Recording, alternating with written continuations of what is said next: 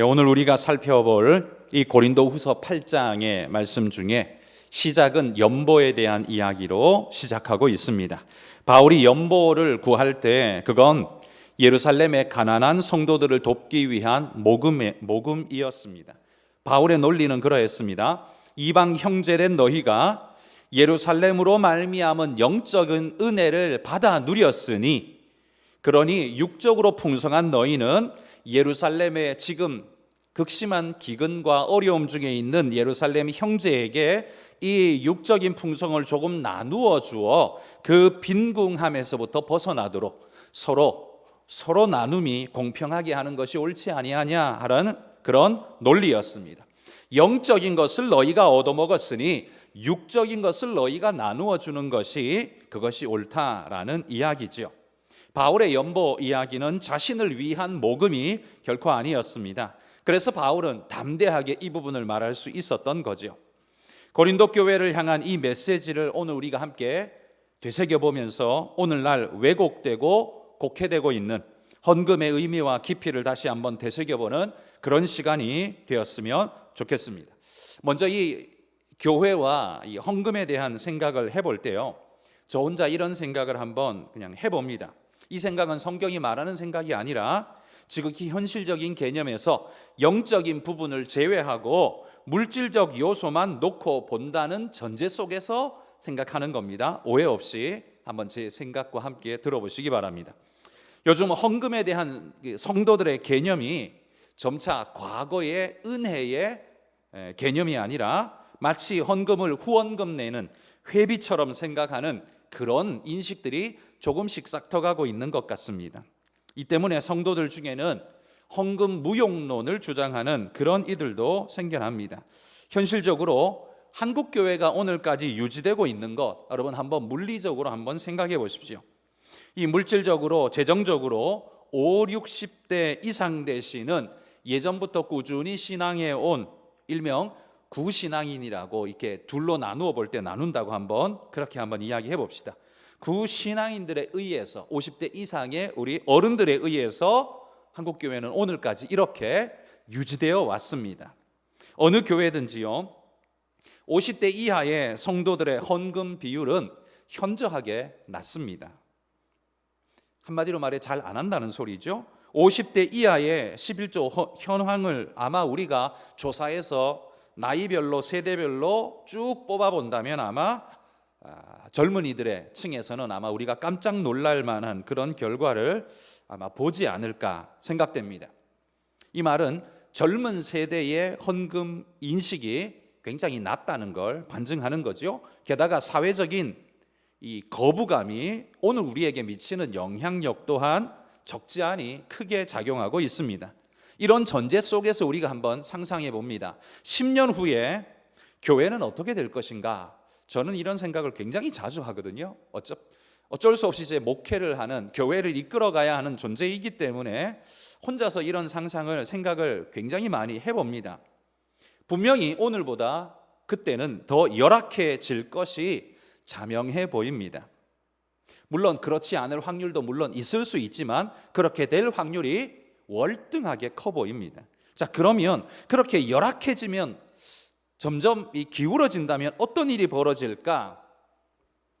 제일 먼저 중요하지 않다고 여기는 부분부터 아마 우리는 경제적인 씀씀이를 줄여갈 수밖에 없을 겁니다. 그러다 보면 가능한 한 교역자의 숫자, 원래 인건비가 어떤 의미에서 제일 많이 나가는 부분이라 할 수 있으니까요, 교역자의 숫자를 줄이는 일들 아마 할 수밖에 없을 겁니다.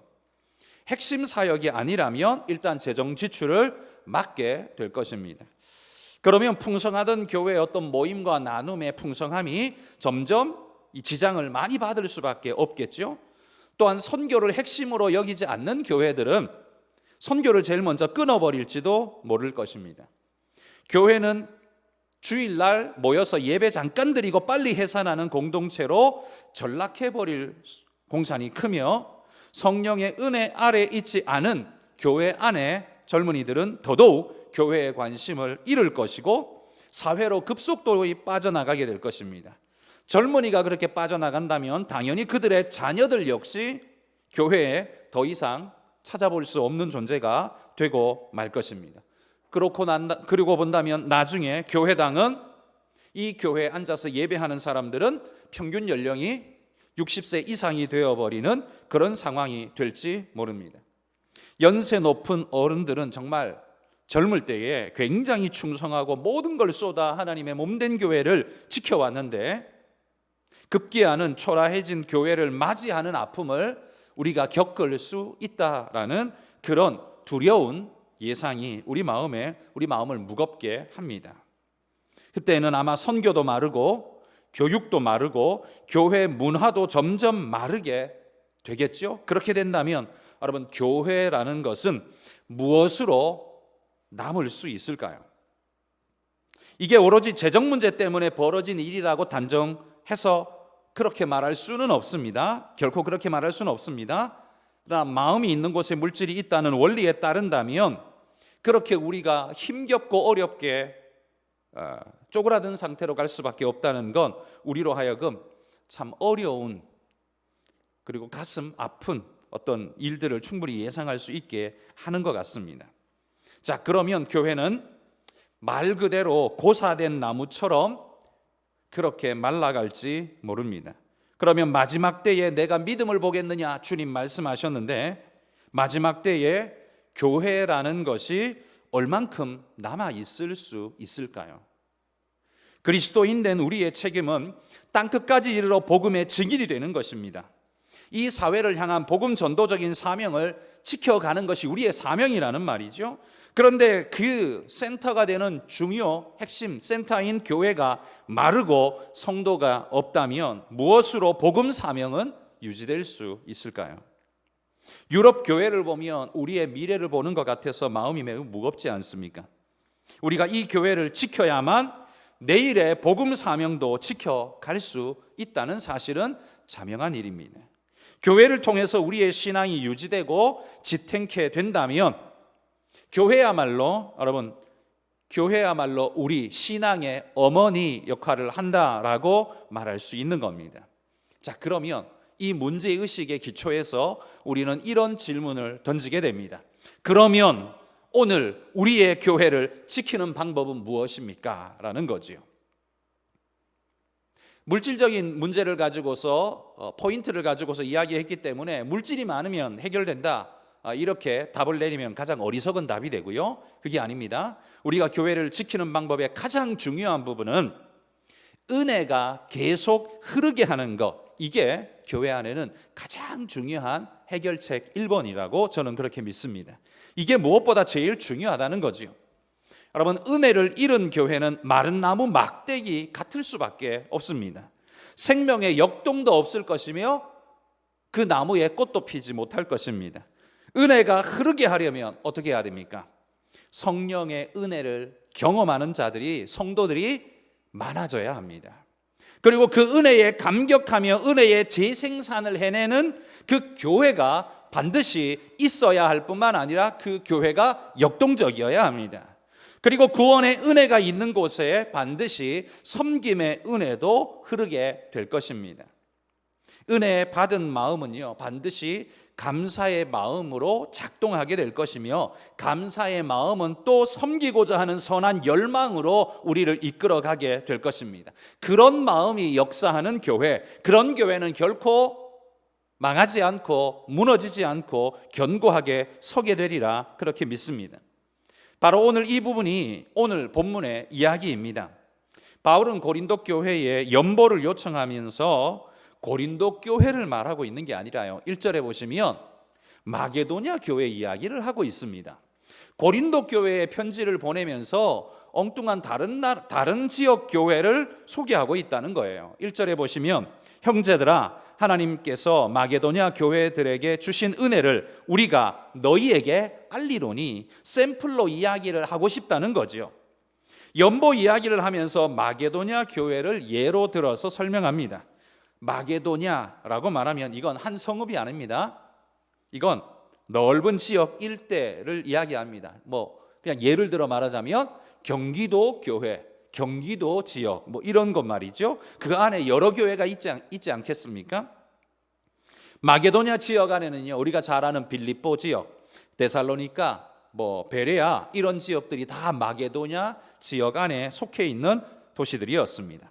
사도행전에 보면 바울이 이 마게도냐 지역을 전도할 때에 빌립보, 데살로니가, 베레아를 차례차례로 전도했던 기록이 나옵니다. 빌립보에서는요, 루디아가 예수님을 믿고 센터의 역할을 자청하면서 교회의 기초를 놓았습니다. 그가 헌신하여 자신의 집을 교회의 센터로 삼았다는 거죠. 게다가 귀신 들린 여종을 구원하는 사건으로 인해서 많은 빌립보 사람들이 예수 믿고 교회로 들어오는 놀라운 폭발적인 역사를 빌립보 지역에서 일으켰습니다. 그리고 이어서 데살로니가에서는요, 새 안식일 동안 가르쳤지만 짧은 3주간의 시간이었지만 놀랍게도 생명의 씨앗이 그곳에 잘 심겨졌습니다. 바울도 새 안식일에만 가르치고 떠나버렸기 때문에 마음에 굉장히 불안함이 있었는데 나중에 알고 보니, 전에 듣는 소리를 보니 놀랍게도 데살로니가 교회가 든든히 서서 강건할 뿐만 아니라 복음의 역사가 일어나고 있다는 소식을 듣게 되는 거죠. 얼마나 감격스러웠을까요? 또한 베레아 지역은 날마다 말씀이 그러한가 상고했던 교회 아닙니까? 그러니까 말씀이 체계적으로 뿌리 내린 교회로 단단하게 자라난 교회가 또한 베레아 교회였습니다. 여러분, 이런 교회를 만든 사람들은 사실 부유하고 대단한 사람들이 아니었습니다. 그러나 그들은 받은 구원의 은혜에 감격하면서 자발적으로 연보에 동참하여서 많은 헌금을 모아 예루살렘 교회를 도울 수 있게 만들었습니다. 예루살렘에 있는 극심한 가난과 기근에 시달리는 그 믿음의 형제들에게 그들을 위해서 자기들도 힘들지만 십시일반했던 것이죠. 우리가 영적인 은혜를 이렇게 얻어먹었다면 우리가 육적인 은혜를 함께 나누는 것이 마땅하지 아니하냐? 그들도 거기에 동의했다는 거죠. 기쁜 마음으로 함께 했다는 겁니다. 바울이 강제로 그들에게 연보를 갈취했던 것이 아닙니다. 그들은 자발적으로 그렇게 했습니다. 왜 그렇게 했을까요?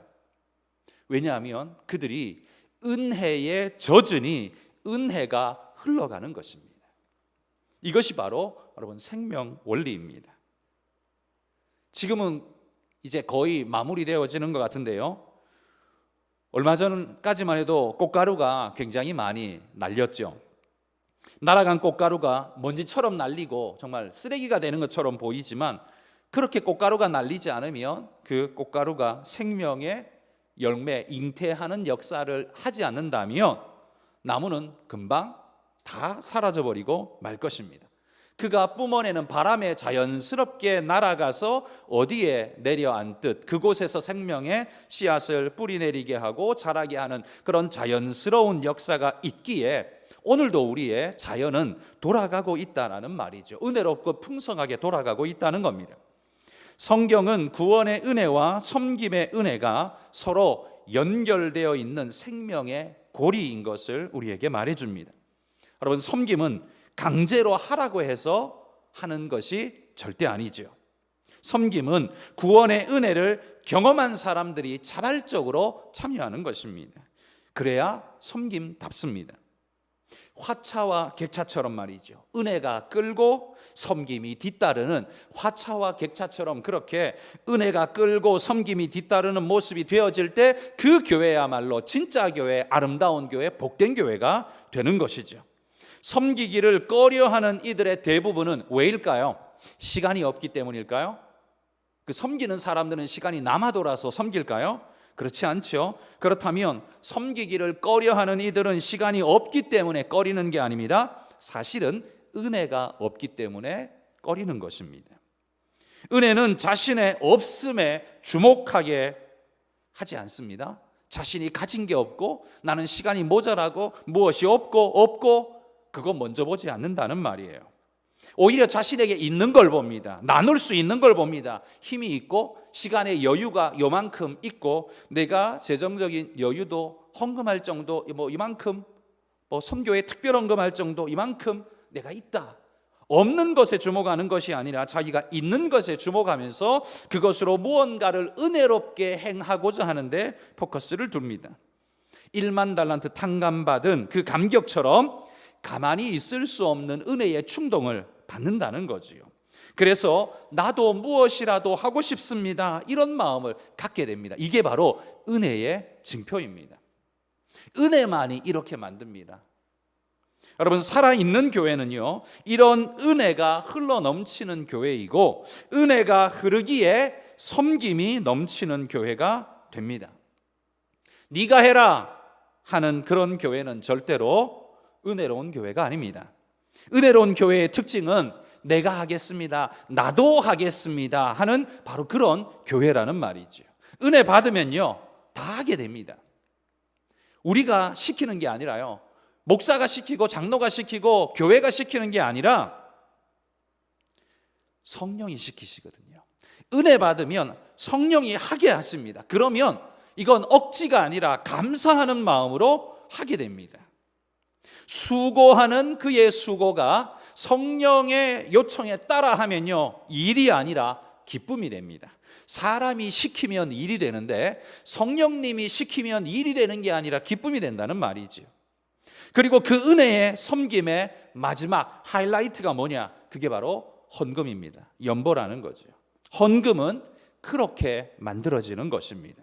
그리고 그 헌금은 귀한 사역의 재료가 되어서요, 많은 이들을 유익해 하고 신앙의 부흥을 불러오는 도구가 되고, 이 사역을 유지하고 발전하게 하도록 돕는 역할을 하게 합니다. 그러므로 교회가 교회 되게 하는 것은 뭐냐? 하나도 둘도 은혜입니다. 그 은혜가 가능하도록 하는 건 그럼 뭐냐? 그게 말씀입니다. 그러므로 여러분, 아름다운 교회는요, 말씀이 은혜롭게 역사하는 교회요, 그 은혜로 인해서 섬김의 역사가 풍성한 교회입니다. 말씀은 괜찮은데 얻어만 먹고 그냥 갈 뿐 섬김의 역사가 전혀 일어나지 않는다. 그러면 둘 중에 하나예요. 말씀이 뭔가 잘못됐든지, 아니면 그 사람이 은혜를 제대로 받은 게 아니든지, 둘 중에 하나일 겁니다. 섬기라고 명하는 교회는 오히려 스스로 메마른 교회임을 자인하는 것일 겁니다. 왜? 자발적으로 은혜로 뛰어드는 사람들이 없기 때문에 하라고 시킬 수밖에 없는 것 아닙니까? 왜? 이거 뭔가를 해야 이게 돌아가니까, 유지가 되니까, 발전이 되니까. 그렇다면 이 교회는 결코 좋은 교회가 될 수 없죠. 섬김의 자리에 스스로 나아오는 교회는, 이게 바로 생명력 있는 교회임을 스스로 증명하는 겁니다. 남들이 볼 때 일하는 사람들이 많아 보이는 교회, 그게 좋은 교회 아닙니까? 그런데 알고 보니까요, 이거 다 돈 주고 용병을 사왔어. 성가대도 절반은 돈 주고 사왔고, 봉사자들도 전문 인력 전부 다 돈 주고 사왔어. 방송실에도 뭐 반주자도 뭐도 다 돈 주고 사왔어. 만약에 그렇다면 그 교회가 건강한 교회, 온전한 교회가 될 수 있겠습니까? 아닙니다. 저는 바라기를요, 성가대에 봉사하는 그 누구도 저는 유급 나가는 분이 한 분도 없는 교회가, 나는 그게 진짜 교회라고 생각합니다. 그런데 현실적으로 이 모양 저 모양 필요가 있기 때문에 그런 부분에 있어서 작동되어지는 면이 있습니다. 우리 교회도 있습니다. 우리 교회도 뭐 성가대, 반주자, 뭐 솔리스트 나갑니다. 사실 저는 그러고 싶지는 않습니다. 그렇지 않은 교회가 좋은 교회라고 믿습니다. 그런데 현실적으로 애로사항이 있습니다. 그러다 보니 어쩔 수 없이 그런 면들이 작동되어집니다.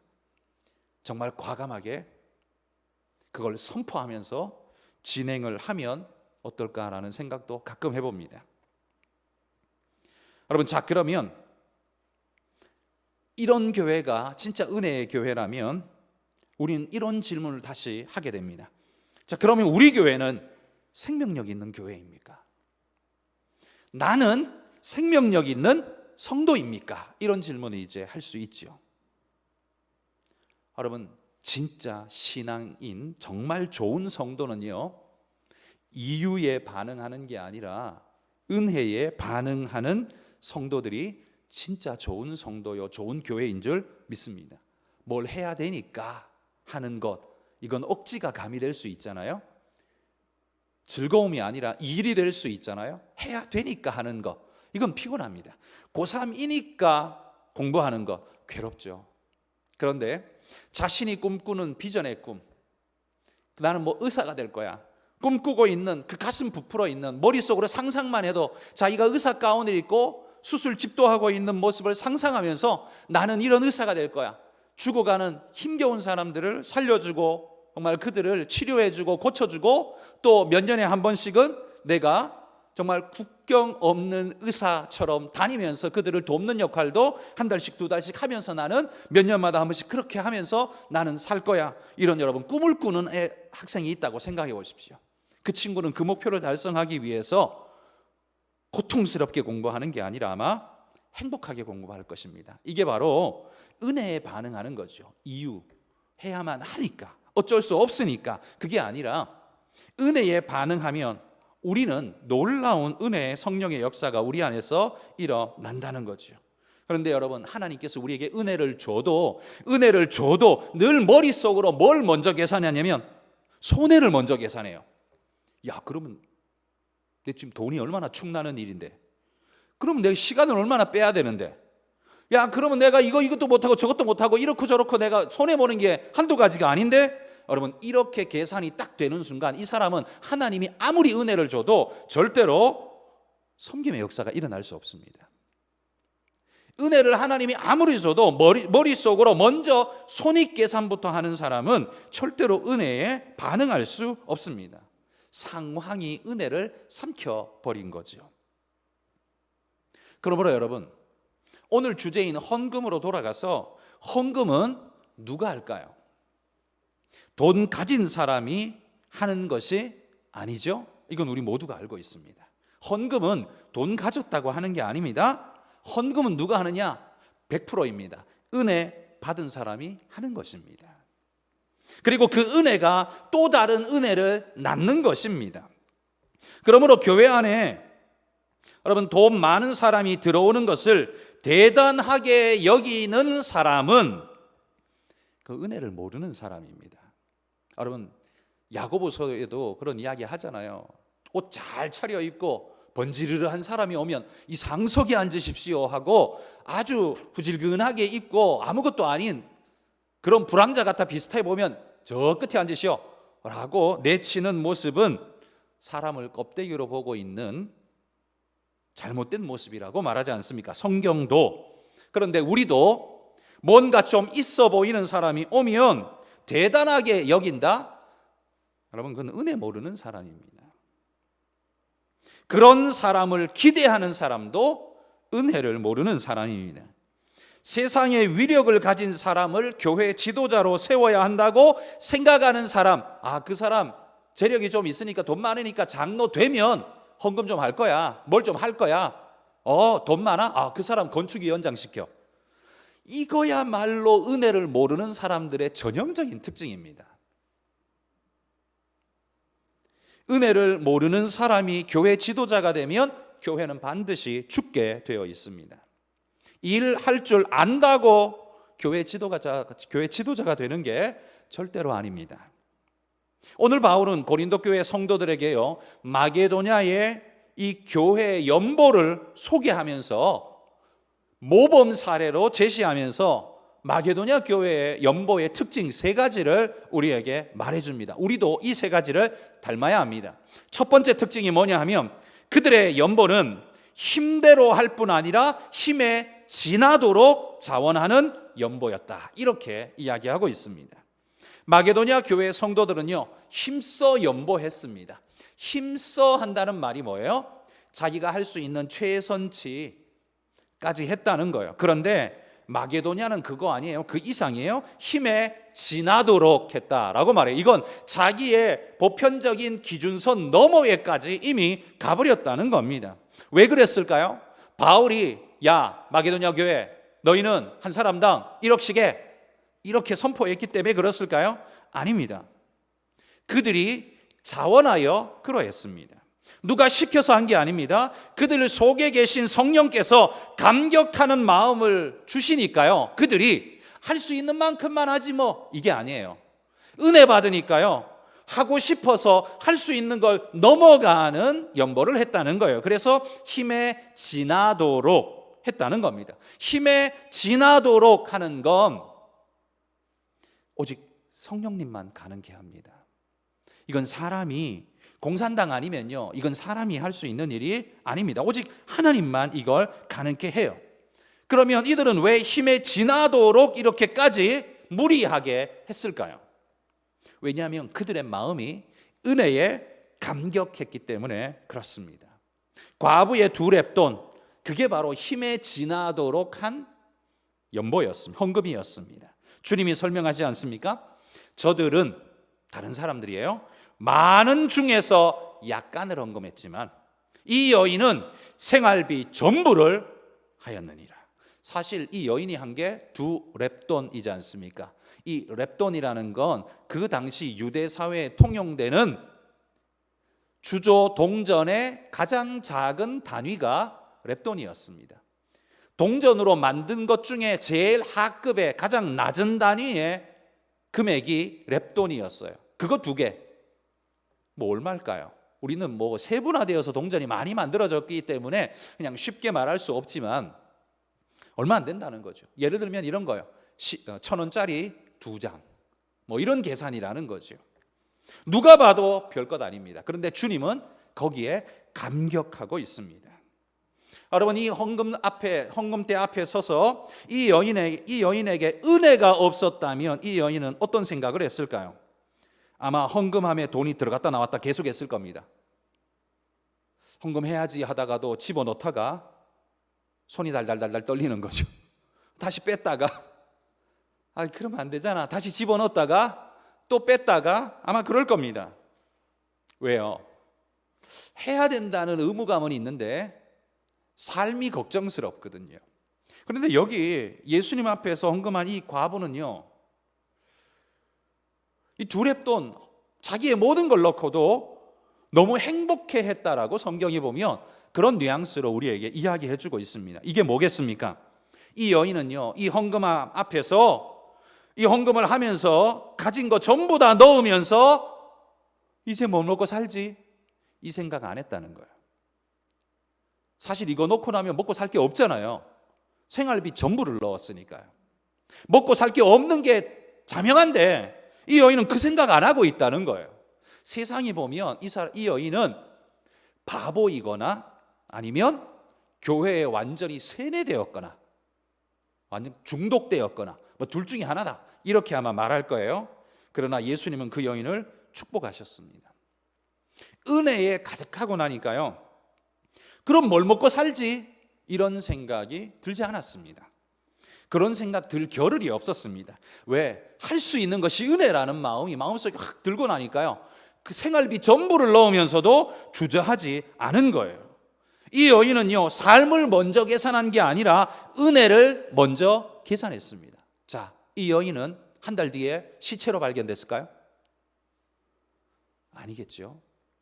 살아남았을 겁니다. 이번에 우리 교회가 성전 건축에 작정 헌금을 했는데요, 한 가정이 정말 많은 헌금 작정을 해주셨습니다. 뭐 그분의 가정이 우리들의 평균 이상으로 굉장히 여유롭기 때문에 그렇게 한 게 아닙니다. 저는 그걸 보고 깜짝 놀라고 또 걱정했습니다. 괜찮으실까? 저는 그 걱정부터 했습니다. 그런데 나중에 또 하시는 말씀이, 나중에 건축하는데 헌금이 모자라면 힘들지만 우리가 좀 더 합시다라고 서로 이야기를 나눴다는 거예요. 이 말이 더 놀라웠습니다. 지금 한 것도 어마어마한데 교회 건축 헌금이 모자라면 우리가 또 더 하도록 해봅시다. 여러분, 이 말이 얼마나 놀랍게 들리는지 모릅니다. 과부의 2렙돈, 그걸 보고 감격하시던 주님의 마음이 그러하지 않았을까, 저는 그 생각 듭니다. 여러분, 헌금은요, 돈이 아니고 은혜입니다. 이 말이 여러분 이해가 되시고 동의가 되신다면 여러분들은 분명코 은혜 받은 분들이 맞습니다. 아마 여러분이 은혜 받지 못했다면 제가 하는 이 말이 아마 머리로는 대충 이해될지 몰라도 가슴으로는 이해가 안 될 겁니다. 헌금은요, 절대로 돈이 아니고 은혜입니다. 그래서 저는 교회 헌금을 쓸 때 정말 아끼고 아껴 써야 한다라고 생각합니다. 헌금은 모두가 했기 때문에 사실 이건 누구의 돈이라고 말할 수 없는, 그러다 보니 누가 봐도 이건 잘못하면 눈먼 돈이 될 수 있는 겁니다. 그래서 그냥 펑펑 막 인심 쓰듯이 막 쓸 수 있는 겁니다. 그러나 저는 그거 성도를 배신하는 일이라고 생각합니다. 그래서 저는 교육자들에게도요, 허리띠 졸라매고 쓰라고 말합니다.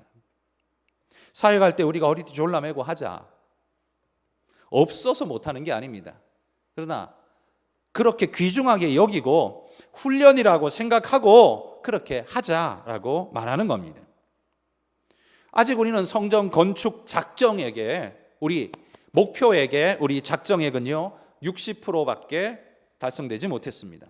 여러분이 작정해 준 감사하지만 그게 우리가 처음에 목표했던 금액의 60%밖에 되지 못합니다. 사실 저는 100% 될 줄 알았어요. 왜냐하면 이 큰 건물을 지으면서 이것 이렇게도 작정 안 한단 말이야? 당연히 그건 되지 않을까? 왜냐하면 뭐 말씀하신 대로 그냥 뭐 100가정, 200가정만 마음 모아서 그렇게 참여하면 충분히 되지 않을까? 뭐 우리 중에 부자는 없지만 그래도 십시일반이 가능할 거라고 저는 생각을 했습니다. 그런데 사실은 되게 예상 밖에 굉장히 현저하게 거의 절반 수준으로 나왔을 때 사실 저는 좀 깜짝 놀랐습니다. 그리고 지금 이제 헌금 하신 액은 우리가 목표하는 액의 2.5% 지금 헌금이 들어왔습니다. 뭐 지금부터 계속 하는 거니까요. 그거는 차근차근 나가는 거니까 뭐 그거는 큰 문제가 없습니다. 그러나 우리가 60% 작정했다고 하지만 사실 이게 60%가 될 거냐? 아닐 겁니다. 왜냐하면 공사를 시작하면 어느 공사든지 그렇습니다. 공사비는 또 늘어납니다. 하다 보면 또 늘어납니다. 그러면 10%, 15% 늘어난다고 계산하면 우리가 작정한 건 사실 50%에도 못 미친다라고 생각될 수 있을 겁니다. 그러나 지난번 원로 목사님께서 설교 말씀하신 것처럼 저는 크게 걱정하지 않습니다. 하나님께서 우리의 작은 보리떡 5개를 가지고 오병이어를 이루어 주실 거라고 저도 그렇게 믿고 기대하고 있습니다. 우리가 뭐 작정서를 따로 써내지 않아도 하나님이 은혜 주시면 되는 일이지 이게 뭐 하라 한다고 되는 일이 아닙니다. 제가 장로님들은 모두 2천만 원 이상씩 하시고 안수 집사님은 무조건 1,000만 원 이상씩 다 하시고 권사님들은 다 800만 원 이상씩 하십시오 라고 했다면 20억 금방 채웠겠죠. 제가 그렇게 했다면 20억 금방 채웠겠죠. 그러나 저는 절대로 그런 방법 하지 않습니다. 그리고 어떤 분은 건축 헌금 뭐 여러 번 해야죠. 한 번 해서 됩니까? 저는 한 번만 하려고요. 그럼 뭐 작정을 여러 번 시켜요. 여러 번 할 걸 계산하고서 아예 초장에 조금 하시는 분 혹시 있으셨다면 회개하시고 처음에 계산하셨던 만큼 하십시오. 저는 여러 번 할 생각 없습니다. 그냥 한 번으로 끝냅시다. 작정을 뭐 2번, 3번 합니까? 그건 마음에 시험 들게 하기도 하고요. 상처를 주게 하기도 합니다. 저는 그러고 싶은 생각이 전혀 없습니다. 저는 우리 성도들 중에 기대할 만한 재력에 누군가가 없어서 다행이라고 생각합니다. 이게 뭐 신뢰되는 말처럼 들리실지 모르지만요.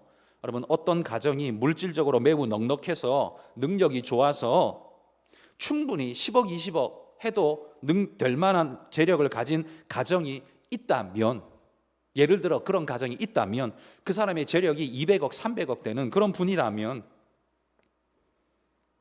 우리는 아마 그 사람을 기대하게 될 겁니다.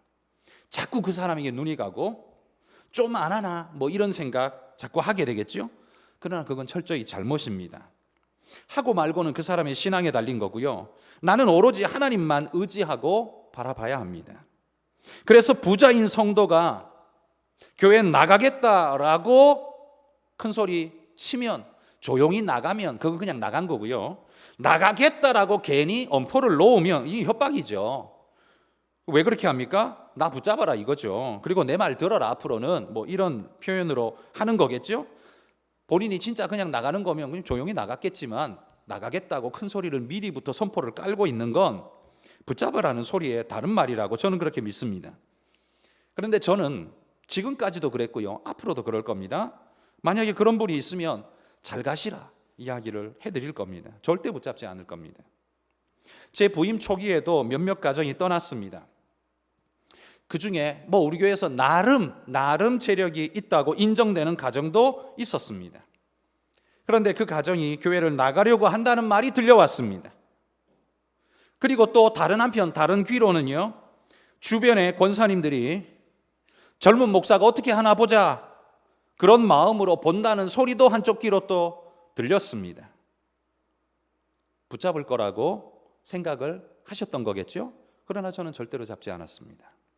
왜냐하면 그 가정이 싫어서가 아니라요, 제가 믿는 건 그분의 재력이 아니기 때문입니다. 그분의 재력이 있어야 우리 교회가 돌아간다? 천만의 말씀입니다. 오히려 그런 생각을 가지고 있는 분은 빨리 나가주시는 게 교회에 도움됩니다. 왜? 순결성을 해치거든요. 교회의 순결성을 해치기 때문에 자기의 어떤 재력을 가지고 교회를 좀 쥐고 흔들어 보려고 생각하는 분이 혹여라도 있다면 저는 노 땡큐라고 분명하게 말씀드리고 싶습니다. 여러분, 그 나가려고 하는 사람 억지로 붙잡는 게 좋은 일입니까? 물론 우리는 가족이고 사랑하기 때문에 붙잡아야 한다, 그런 측면에서는 맞는 말입니다. 그 부분에 있어서는 동의합니다. 그런데요, 그렇게 붙잡고 나면 어떤 일이 발생하던가요? 제가 많이 경험해 보지만 나간다고 한번 내뱉은 사람은요, 반드시 나가더라고요. 지금은 설득에 남아도 나중에 반드시 나가게 돼 있어요. 안 나가도요, 붙잡고 나면 이게 어떻게 벼슬이 돼가지고 이게 또 벼슬처럼 행세하는 일들이 벌어지더라고요. 그래서 저는 이건 교회를 망케 하는 일이다, 결단코 옳지 않은 일이다 라고 저는 확신합니다. 교회가 깨끗할 수 있으려면요, 이런 사람에 대한 물질적 기대에, 힘의 기대에 휘둘리지 말아야 합니다. 권세를 부리려고 하고 돈으로 힘을 쓰려고 하는 사람이 있다면 차라리 나가주십시오. 저는 이렇게 부탁을 드리고 싶습니다. 내게 맡기신 하나님의 목장을 더럽히지 말아주십시오. 저는 그런 의미로 그렇게 말하고 싶습니다. 자, 두 번째 마게도냐의 교회의 연보의 특징이 뭐냐 하면 섬김의 은혜에 참여하고자 마게도냐 성도들은 애를 썼다는 거예요. 이 말은요, 섬김의 기회를 잃지 않으려고 열심을 내었다는 말입니다. 마게도냐 성도들이요, 섬김의 기회를 부담스럽게 생각했다면 절대로 이렇게 하지 못했을 겁니다. 그런데 마게도냐 교회는 섬김의 기회를 잃지 않으려고 적극적으로 내가 하겠습니다 이렇게 뛰어든 사람들이었다는 말이죠. 여러분, 이게 얼마나 멋진 일입니까? 은혜에 가득하기 때문에 이럴 수 있는 거예요. 바울이 이래서 감격하는 겁니다. 그들이 돈을 많이 내놓았기 때문에 감격하는 게 아니에요. 그들의 마음과 자세가 너무나 멋지고 아름다웠습니다. 그래서 지금 고린도 교회에다가 마게도냐 교회를 자랑하고 있는 거예요. 여러분, 여러분이 하나님의 자랑이 되고 이 목사의 자랑이 되고자 한다면 시켜서 하는 일꾼이 아니라 적극적으로 섬김의 은혜에 참여하고자 하는 분들이 되시기를 축복합니다. 그러면 하나님의 은혜의 기쁨이 되고요, 그런 사람을 목사가 사랑하지 않을 수 없고요, 감격합니다.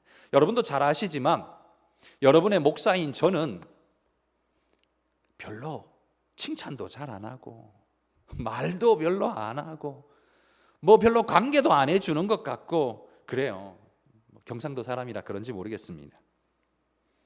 그렇다고 해서 속에 아무런 생각이 없는 사람은 아닙니다. 단지 그걸 일일이 잘 표현하지를 않을 뿐입니다. 여러분이 하나님의 은혜에 감격해서 여러분이 사역하시면 그게 제게 감사가 아닐까요? 굉장히 감사가 됩니다. 여러분이 저한테 한 끼에 20만 원짜리 어디 좋은 호텔에 식당에 데려가서 저한테 20만 원짜리 스테이크를 사주시면 저는 아마 소화불량에 걸릴 겁니다. 불편해질 거예요. 그런데 그게 아니라 은혜의 마음으로 이런 섬김의 모습을 진짜 제대로 하는 모습을 보여주신다면 저는 그거 보고 정말 감격할 것입니다. 내가 딱히 따로 말은 하지 않지만 제 마음으로 굉장히 감격할 것입니다. 여러분, 그런 마음의 자세가 얼마나 아름다운 것입니까? 그렇게 은혜에 감격해서 할 수 있다는 거, 이게 얼마나 아름다운 겁니까? 이런 교회가 바로 아름다운 교회인 줄 믿습니다. 여러분, 교회 이름만 아름다운 교회, 이렇게 정하면 뭐 아름다워집니까? 건물 아름답게 지으면 그게 아름다운 교회가 됩니까? 섬김의 기회를 잃지 않으려고 적극적으로 나서는 성도들이 많은 교회, 이게 아름다운 교회 아니겠습니까? 여러분, 앞으로도 계속되기를 바라지만 지금까지 우리 교회가 바로 그런 아름다운 교회로 달려온 줄 저는 그렇게 믿습니다. 서로를 가족같이 챙기며 사랑하며 섬기는 우리 권사님들, 장로님들, 집사님들 보면서 저는 참 감사한 마음입니다. 바라기는 우리 교회의 젊은 세대들이 나는 아직 어려, 나는 아직 뭐 나설 때가 아니야. 제가 보건대 50 이하, 50 초반까지도요, 우리 교회에서는 아직 어려, 이런 생각하시는 것 같아요. 절대로 어린 나이 아니고 정말 모든 걸 짊어지고 앞장서서 벌써 저만큼 갔었어야 될 사람들인데 아직 어려, 이렇게 생각되는 것 같아요. 그런 생각하시면 안 돼요. 40대, 50대는 가장 역동적으로 교회의 사역에 함께 뛰어들 만한 정말 귀중한 때예요. 나는 아직 어려가 아닙니다. 그런 나약한 생각을 버리고 일찍부터 하나님의 눈에 띄는 그런 일들에 참여하고자 여러분 마음을 쏟으시기를 축복합니다.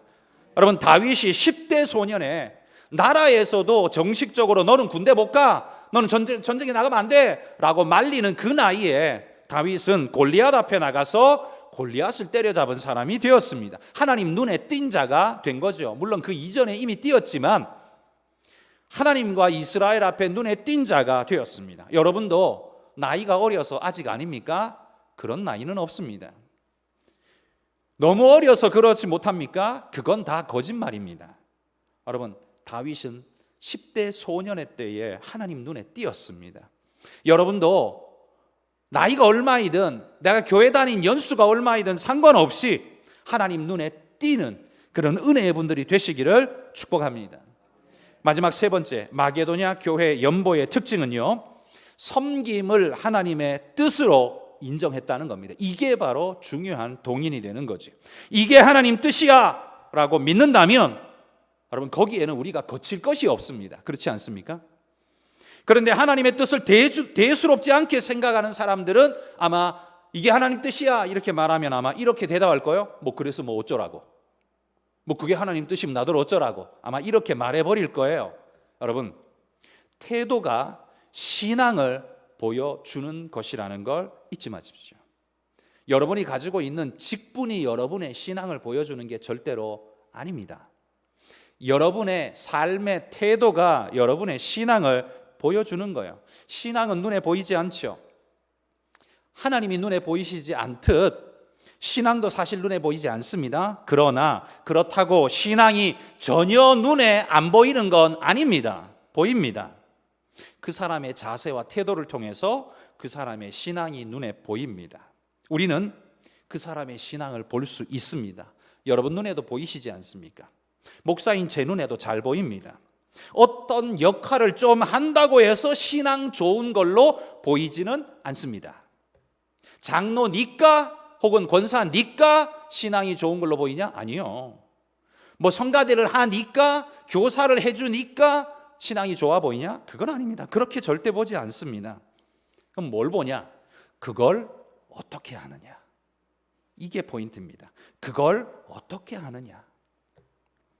그런데 이건 아주 주관적인 것이라서요, 일꾼을 세울 때, 특별히 장로를 세울 때 저는 마음에 굴뚝 같습니다. 이런 기준을 좀 해가지고 정말 거듭난 신자, 제대로 된 신앙인, 이런 분이 우리 교회 지도자, 장로가 돼야 한다 그러면서 기준을 그렇게 딱 내밀고 싶은데요, 이 기준이 지극히 주관적으로 보이잖아요.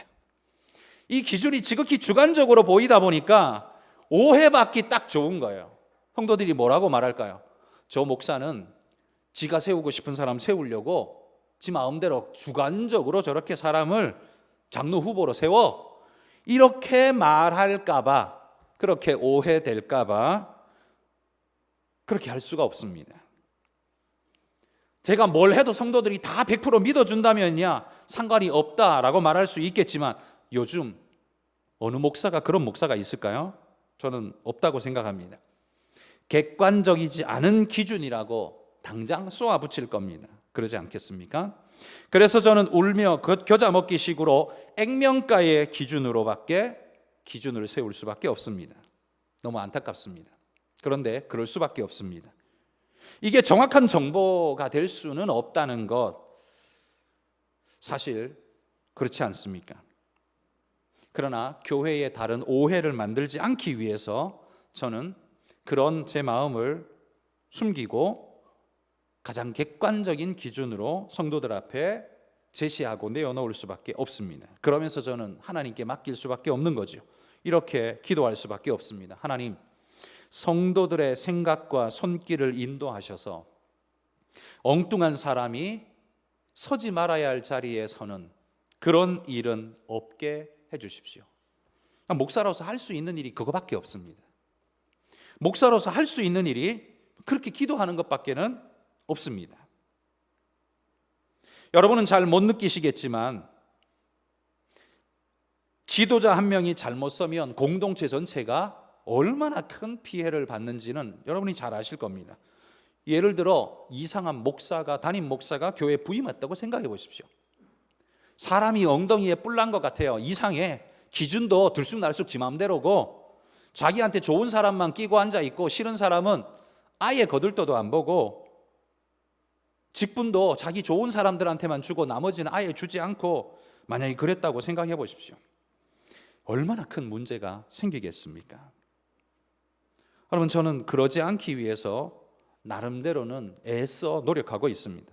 여러분도 모든 일을 하나님의 뜻으로 인정할 수 있는 그런 사람들이 되시고 또한 그런 분을 여러분 지도자로 뽑으시기를 바랍니다. 사회적 지위와 재력이 우리 눈을 현혹시키는 것은 사실입니다. 그러나 그 현혹시키는 그걸 깨고 진짜를 볼 수 있는 눈을 가져야 그게 진짜 신앙인 아니겠습니까? 여러분, 우리 한가람의 모든 성도는 그런 눈을 가진 성도가 되시기를 축복합니다. 그래야 우리 교회가 삽니다. 말씀을 마치겠습니다. 마게도냐 교회의 아름다운 연보처럼 한가람 교회의 성도들이 은혜에 감격하여 자원하여 섬기는 성도들이 많아지고 섬김의 은혜에 참여하고자 적극적으로 나서는 성도들이 되어지고 또 그 일들이 하나님의 뜻인 줄 인정하면서 믿음으로 행하는 그런 성도들이 되시기를 주의 이름으로 축복합니다. 기도하겠습니다. 하나님 아버지,